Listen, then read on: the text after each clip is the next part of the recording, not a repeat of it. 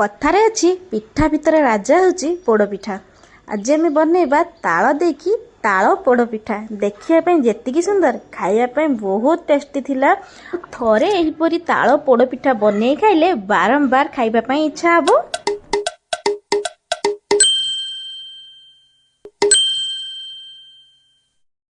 नमस्कार, मु प्रज्ञा आपण मानक स्वागत करूची मोर आज छोट वीडियो रे। हमको ताल दे पोड़पिठा बनवाई मु प्रथम ये गोटे ताल नहीं आसी। तालटी देखी पारे भल भाव में पाचि जाइए। तो वर्षा सीजन ताल बहुत परिमाण में मिलूँ। मु तालटी भल भाव में धोई नहीं आम तालटी छड़े नवा। तालटा भी भल भाव में पाचि जाइए।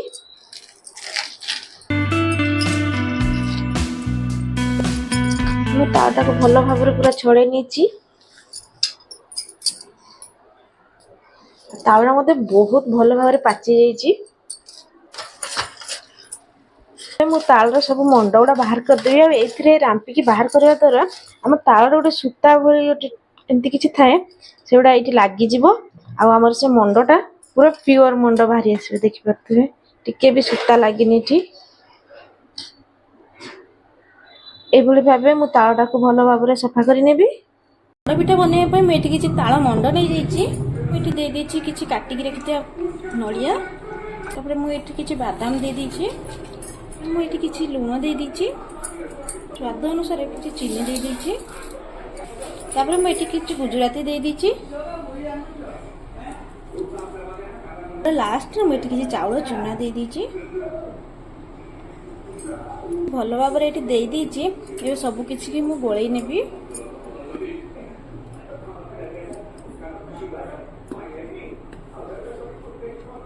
भल भाव में मिसई नहीं। मुझे टोटाली पानी रे यूज करनी। देखिपे तो बेटरटा पूरा यही रहा। पूरा काठुआ अच्छे पानी ही भाव पोड़पिठार बेटरटा रहा।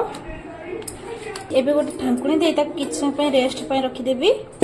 ताल पोड़पिठा बनवाई मु गैस उपर गोटे कड़ाई बसई देछि। आ कड़ाई की भल भाव में गरम होगापाई छाड़ीदबा।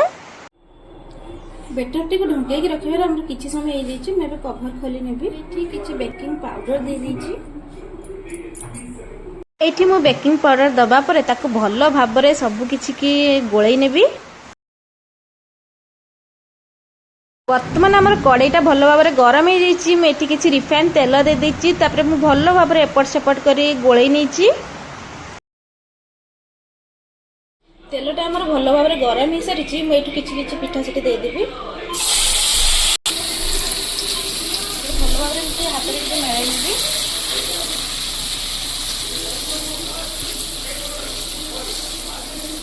मुझे किसी नड़िया को पागिकी रखी से गुड़ाक देदेवी।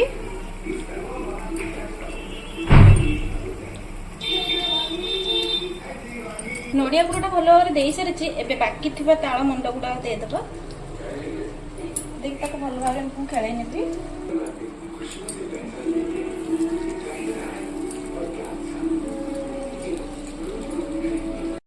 एबे मु किछि नड़िया देकी ताको भल भाव में सजाई देबी। मुझे किसी नड़िया दे सजाई। आपण आपण इच्छा अनुसार आगु जेकोसी ड्राई फ्रूट दे सजाई पारे।